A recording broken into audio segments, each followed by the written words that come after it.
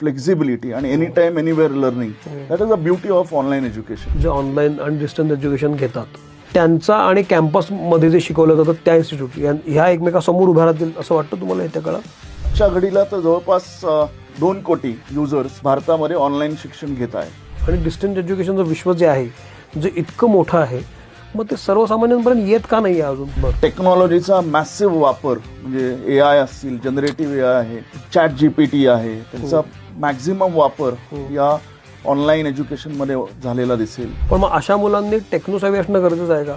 Next level learning ज्याला आपण म्हणू शकतो, which is possible only in online पण एज्युकेशन. हे अफोर्डेबल कसं काय, म्हणजे काय फरक असतो या फीजमध्ये, स्ट्रक्चरमध्ये सांगू शकाल का? ठीक आहे सर, मी तुम्हाला ॲव्हरेज म्हटलं. आमच्याकडे असेही काही केसेस आहेत की जे 60-65 या वर्षी सुद्धा एनरोल करतात. फार महत्त्वाचा प्रश्न, असे कोर्स केल्यानंतर मला जॉब ऑपॉर्च्युनिटी मिळते का?